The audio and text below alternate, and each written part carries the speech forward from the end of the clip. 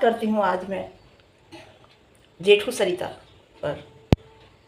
मैं कह रही हूँ ना कि मुझे मनीष, सचिन, अप्सरा मैम, प्रिंस, रंजना, इन पे बहुत पॉइंट हैं जो मुझे बोलने थे, लेकिन मैं नहीं रोक पाई अपने को। कल उनकी वीडियो देखने के बाद, इसकी वीडियो देखी मैंने उनकी फ्रेंड की, सरिता की, जो बिल्कुल टूट चुकी हैं, और मैं अपने को रोक नहीं पाई वीडियो बनाने से।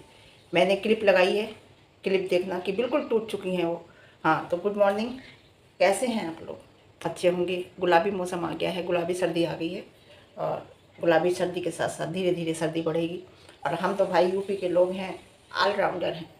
सर्दी भी बहुत पड़ती है, गर्मी भी बहुत पड़ती है, बरसात भी बहुत होती है, तो हम तो तीनों चीज़ों को झेलने के एक आदी हो गए हैं जी। मैंने वीडियो जैसे ही देखी, मैं रोक नहीं पाई अपने आप को वीडियो बनाने से। तो मतलब बिल्कुल टूट सी गई हैं बिल्कुल। मैं समझ सकती हूँ कि एक बेटी का जब बाप जाता है तो कैसा लगता है, क्योंकि आपको बताऊँ, बेटी और बाप का जो बॉन्डिंग होती है बहुत अच्छी होती है। बेटी अपने बाप से बहुत प्यार करती है और बाप भी बेटी से बहुत प्यार करता है। मैं ये नहीं कहूँगी कि बेटे से प्यार नहीं करते या बेटा प्यार नहीं करता, मैं ये नहीं कहूँगी, लेकिन मैं ये ज़रूर कहूँगी कि बेटी, बाप बेटी की जो बॉन्डिंग होती है वो एक अलग होती है। बेटी से बाप, बाप का एक रोल ये होता है कि बाप कभी बताते नहीं हैं कि हम कितना प्यार करते हैं या हम क्या कर रहे हैं, लेकिन वाकई में बहुत होती है बाप बेटी की। तो सरिता जी को देख के ऐसा लग रहा है कि बिल्कुल टूट गई है सरिता। सरिता जेठू, समझते होंगे ना, सरिता जेठू का जो नाम से उनका चैनल है, जेठू सरिता करके। तो संभल जाएंगे। देखिए, बड़े बड़े घाव भर जाते हैं वक्त के साथ साथ, लेकिन इंसान नहीं मिलता। वो इंसान दुनिया से जो चला जाता है ना दोस्तों, वो इंसान कभी नहीं मिलता। आप लाखों करोड़ों अरबों रुपया खर्च कर भी लोगे तब भी नहीं मिलता, क्योंकि ये चीज़ हमारे हाथ में नहीं है। ये चीज़ भगवान ने अपने हाथ में रखी है, इंसान को पैदा करने की और इंसान को लेने की। देने और लेने की जो चीज़ रखी है ना, वो भगवान ने अपने आप रखी है। जो लोग सोचते हैं ना, जो लोग, बहुत ऐसे लोग हैं जो कहते हैं कि अरे भगवान कुछ नहीं है, कर्म ही हमारा सब कुछ है। हाँ, कर्म भी हमारा सब कुछ है, लेकिन कहीं ना कहीं तो भगवान है। मृत्यु को देखते हुए लगता है कि कहीं ना कहीं कुछ तो है जी। उसकी, उनकी फ्रेंड आकांक्षा पहुंच गई। जो उनकी फ्रेंड है आकांक्षा, आप जानते होंगे, आकांक्षा करके उनका चैनल है, हस्बैंड वाइफ के नाम का चैनल है। उनकी फ्रेंड है आकांक्षा, वो पहुंच गई है। और फ्रेंड, वाकई में फ्रेंड का रिश्ता, मैं कह रही हूँ ना, दोस्ती का रिश्ता सबसे बड़ा रिश्ता होता है। हर रिश्ते से ऊपर दोस्ती का रिश्ता होता है, क्योंकि उसमें एक इंसानियत होती है, उसमें एक लालच नहीं होता, उसमें एक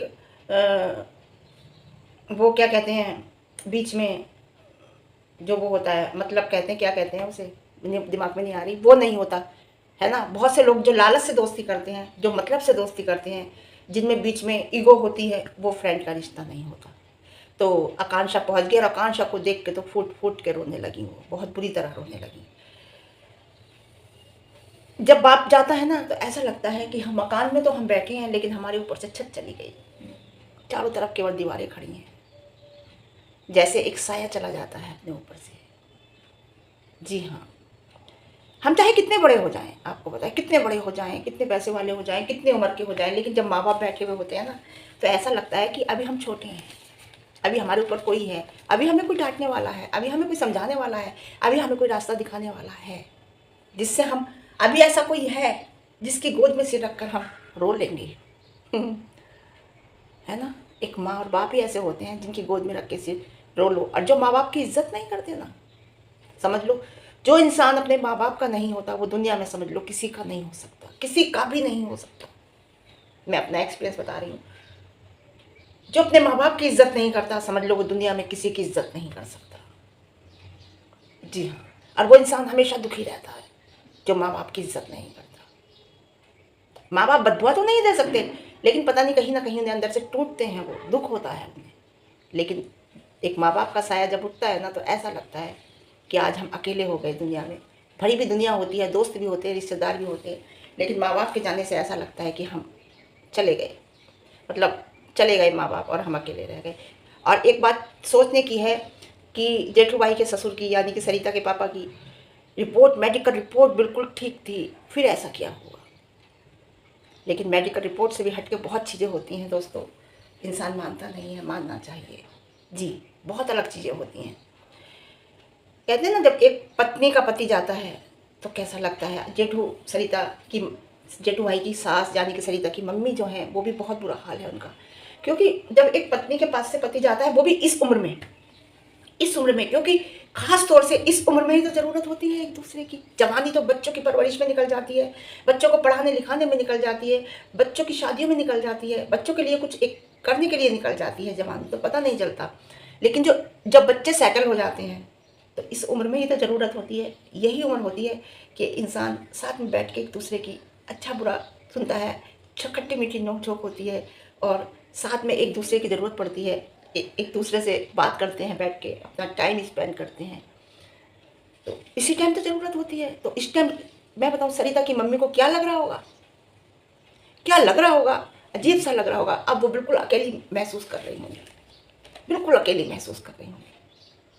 बहुत बुरा हाल है, वो भी बिल्कुल एक टूट सी गई हैं। और एक बात बताऊँ, जब माँ ऐसी होती है ना, तो लड़की देख के उसे बहुत परेशान होती है कि मेरी माँ बिल्कुल अकेली हो गई। बस सब होते हैं, बेटा होता है, बहू होता है, सब होते हैं परिवार में, लेकिन उस टाइम पता नहीं क्यों ऐसा लगता है, हस्बैंड नहीं होता, कि जैसे कोई नहीं है।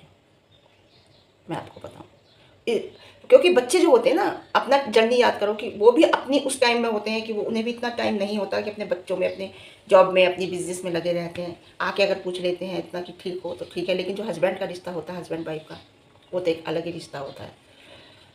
हर पल, ज़िंदगी के सारे पल बिताए हुए साथ के याद आते हैं इस उम्र में, है ना। उस टाइम फिर अब क्या होता है, जैसे हस्बैंड हर बात को पूछता है, बच्चे अगर नहीं पूछते तो बड़ा बुरा लगता है, याद आती है फिर उनकी। जी, आकांक्षा जो दोस्त है ना उनकी, मैं आपको क्या बताऊँ, सरिता को जैसे ही फ़ोन पहुंचा तुरंत निकल पड़ी वो अपने घर से, और 4 घंटे का रास्ता, वो मतलब रास्ता भटक गए इस चक्कर में, उन्हें और 4 घंटे लेट हो गए। वो ये कह रही थी कि मेरा पहुंचना वहाँ बहुत ज़रूरी है, इस टाइम में उसके साथ मेरा होना बहुत ज़रूरी है, और हम बहुत ज़्यादा लेट हो गए।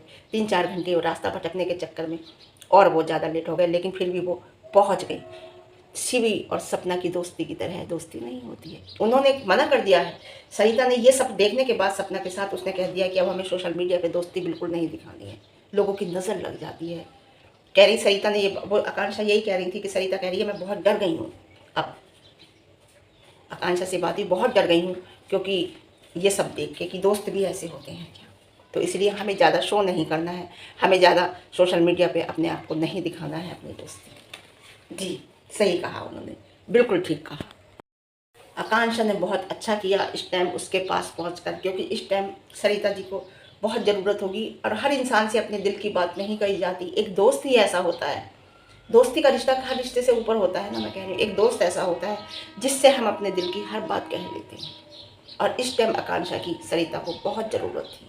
जी हाँ, हस्बैंड से भी औरत हर बात नहीं कह पाती, मैं आपको बताऊँ, मैके से रिलेटेड हर बात नहीं कह पाती, और एक दोस्त ऐसा होता है जिससे हर बात कह देते हैं। ये रिश्ता, मैं कहती हूँ ना, ये रिश्ता हर रिश्ते से एक अलग रिश्ता होता है, बड़ा प्यारा रिश्ता होता है ये। उस बेटी के दिल पे क्या बीत रही होगी इस टाइम, जिसका बाप चला गया। आपको बताऊँ, बाप हमेशा के लिए दूर हो गया, बेटी जब पापा कहती है ना, तो एक घर में ना, जैसे छोटे छोटे छोटे छोटे घुंघरू बजते हैं ना, घुंघरू की आवाज़ आती है, उस टाइप की आवाज़ आती है उस घर में, जिस घर में बेटी जब कहती पापा। आपको बताऊँ, जी, बहुत कुछ मुझे भी याद आ गया, बहुत कुछ मुझे भी याद आ गया। जी, लेकिन आप ये सोचो उन बच्चों पे क्या बीतती होगी, उन बच्चों के बारे में सोचो जिन बच्चों के बचपन में ही बाप चले जाते हैं। जैसे मेरी बेटी, सपना की बेटी, वो तो बाप का अर्थ ही नहीं जानते, वो तो बाप की डेफिनेशन ही नहीं जानते, वो तो ये नहीं समझते पापा क्या होता है। पूरी ज़िंदगी गुजार देंगे वो बच्चे, लेकिन उन्हें नहीं पता चलेगा कि पापा का प्यार क्या होता है, पापा क्या चीज़ होती है, पापा से कैसी जिद की जाती है, और पापा अपनी बेटियों की, अपनी परियों की कैसे जिद मानते हैं, कैसे प्यार करते हैं। उन्हें तो इस बात का पता ही नहीं होता, मतलब ही नहीं होता। उन बच्चों से पूछो, वो बस सपना की बच्ची तो अभी बहुत छोटी है, पता ही नहीं। मेरी बेटी से पूछो जो जानती नहीं, उसे यही नहीं पता, वो याद भी नहीं है उसे, क्योंकि बहुत छोटी थी वो। वो बताएगी अपना दर्द, तुम्हें इतनी बड़ी लड़की बताएगी कि हाँ पापा का कि ना होने का दर्द क्या होता है। जी, वो कहती है मम्मी मुझे कभी महसूस नहीं होने दिया आपने कमी पापा की, कभी भी मुझे ऐसा नहीं लगा कि काश मेरे पापा होते तो ऐसा होता, क्योंकि मुझे हर चीज़ वो मिली है, हर चीज़ तुमने वो दी है जो बच्ची लड़कियां आती थी और जिनके पापा करते थे। कभी तुमने ये नहीं कहा कि नहीं है, चाहे वाकई में मैंने अपने को परेशान रख लिया है लेकिन मैंने कभी उसकी इच्छा नहीं मारी। लेकिन कहीं ना कहीं जब बच्चे समझदार हो जाते हैं ना और उन्हें लगता भी है कि हमें कि पापा की कमी, बाप की कमी अगर लगती भी है तो फिर वो कहते नहीं है। जब वो मासूम होते हैं ना, छोटे होते हैं, वो जब ही कहते हैं, बड़े हो जाते हैं तो फिर नहीं कहते, समझने लगते हैं कि मम्मी को दुख होगा। जी, तो उन बच्चों से पूछो, सपना के बच्चों से पूछो कैसा लगता होगा जब पापा नहीं है। अभी उन्हें कुछ नहीं पता, कुछ नहीं पता। तो मैं यही कहूँगी कि उनसे कैसा, अब इतना बड़ा होने के बावजूद भी अब भी, खैर सरिता जी तो बड़ी थी, बाल बच्चोदार थी, अपने घर की घर वाली थी, हस्बैंड वाली थी, लेकिन आज भी उन्हें जाते होंगे तो कितना अच्छा लगता होगा पापा से मिलते हुए, मम्मी से। सब मतलब पेयर एक देख के मम्मी पापा का बड़ा, एक बेटी को बड़ी खुश होती है, बेटे को भी खुशी होती है, लेकिन बेटी का अटैचमेंट एक अलग होता है। वो फीलिंग्स बेटे के अंदर नहीं होती, एक नेचुरल नहीं होती। चाहे बेटा कितना प्यार करे, कुछ करे, लेकिन जो फीलिंग्स एक लड़की के अंदर नेचुरल होती है ना, अपने दिल पे हाथ रख के देखो, जो भी मेरी वीडियो देख रहा होगा दिल पे हाथ रख के देखो, एक पापा से अलग ही अटैचमेंट होता है। दोस्त वही होता है जो दुख की घड़ी में साथ में खड़ा होता है, और अगर मतलब से खड़ा होता है दुख की घड़ी में, यूज़ करने के लिए खड़ा होता है, कहीं उसकी अपना लालच होता है, अपना स्वार्थ होता है, वो दोस्त नहीं होता, वो दोस्त नहीं होता। वो एक आम इंसान से भी गिरा हुआ होता है। एक आम इंसान भी अगर हेल्प के लिए खड़ा हो जाता है तो उसके दिल में भी कोई लालच नहीं होता, लेकिन जो दोस्त बन के दगा देता है, उससे गिरा हुआ इंसान तो कोई नहीं होता, वो किसी रिश्ते की फिर कदर नहीं कर सकता। बहुत से लोग दोस्ती के नाम पे फ़ायदा उठाते हैं, आपको पता चला है, सब आप देख रहे हैं कितना फ़ायदा उठाया है, बदनाम करा है, उठाते हैं ना। तो कुछ ऐसे होते हैं, वो दोस्त नहीं होते, वो किसी से कोई रिश्ता नहीं रखते, उनका एक ही रिश्ता होता है, एक स्वार्थ का रिश्ता। स्वार्थी लोग होते हैं वो। जी, दोस्ती के नाम पे कलंक होते हैं।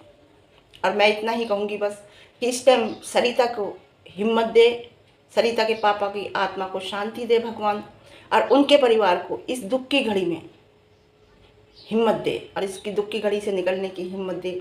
बस इतना ही कहूँगी। भगवान देखो, दुनिया से जब इंसान चला जाता है तो हम कुछ नहीं कर सकते, इतना तो कर ही सकते हैं कि उसके लिए 2 मिनट ये उसके सोच कर और ये कह सकते हैं कि भगवान उसकी आत्मा को शांति दे। जी, जो ऐसे टाइम पे तमाशा देखते हैं ना, उनसे गिरा हुआ इंसान कोई नहीं होता। बहुत से लोग तमाशा देखते हैं, सरिता ने उनके लिए, जो मैं बात कर रही हूँ, कुछ लोग ऐसे हैं जिसके लिए सरिता ने क्या नहीं किया, लेकिन आज उसकी दुख की घड़ी में उसके साथ नहीं खड़े। आप अच्छी तरह जानते हो, है ना, नहीं खड़े। आकांक्षा ने साफ कहा है कि मेरी तुलना शिवी से मत करना, मैं शिवी नहीं हूँ। साफ कहा है अपनी वीडियो में। मैं उनकी वीडियो मैंने देखी, ज़्यादा तो नहीं देख पाई, 4-5 वीडियो देख ली है, फिलहाल की देखी है, 2 दिन पहले की, 4 दिन पहले की, 1 हफ्ते पहले की, 15 दिन पहले की। तो उन्होंने साफ कहा है कि मुझे शिवी मत समझना, मैं शिवी नहीं हूँ, मैं शिवी से बिल्कुल हटकर हूँ। ये दीपावली के आसपास उन्होंने इस वीडियो में ये बात कही है। ये आकांक्षा है, शिवी नहीं, उसने साफ कहा है। जी, और उन्होंने साफ कहा है कि ब्लॉगिंग आकांक्षा की हॉबी है, नॉट बिजनेस। जी हाँ, तो उन्हें कहीं भी, जब अगर ये बात उन्होंने कही है ना, तो कहीं की कहीं भी स्वार्थ तो होगा ही नहीं, है ना। लोग स्वार्थ से मिलते हैं, जाते हैं, और फिर दूर छूटते कह देते हैं कि अरे हमें तो इन्होंने यूज़ किया। जैसे सरिता जी को कह दिया था उसने, जगत दीदी ने, कि अरे इन्हें तो हमें तो इन्होंने यूज़ किया। और जबकि अरे जेठू सरिता कितने मतलब हर चीज़ क्लियर करके रखते हैं, वो भी नेगेटिविटी पास में नहीं आने देते, पॉजिटिव रहते हैं। और आकांक्षा की वीडियो देख के भी मुझे पॉजिटिविटी लगी बिल्कुल। होते हैं कुछ लोग ऐसे स्ट्रेट फॉरवर्ड, साफ कहने वाले, क्योंकि उन्हें लालच नहीं होता कि अरे हम ऐसा बोलेंगे तो हमारे जो सब्सक्राइबर हैं वो नाराज़ हो जाएंगे। वो कहते हैं नेगेटिविटी मेरे से हटाओ, और कोई ऐसा वैसा अगर कमेंट होता है तो कैरी सीधा ब्लॉक करती हूँ उस इंसान को मैं। फिर मैंने वीडियो देखी ना, और वो उन्होंने साफ कहा है मेरा कोई बिजनेस नहीं है, यूट्यूब ब्लॉगिंग मेरी बिजनेस नहीं है, मैं एस्ट्रोलॉजर हूँ। एस्ट्रोलॉजर हैं वो, है ना। उन्होंने कहा है, अपॉइंटमेंट लेते हैं लोग उनसे पूछने के लिए अपने बारे में। जी हाँ, लेकिन कुछ, मैं तो इन बातों पे खैर विश्वास नहीं करती, मैं कर्म पे विश्वास करती हूँ। जैसा आप करोगे आप उसे भुगतने के लिए तैयार हैं।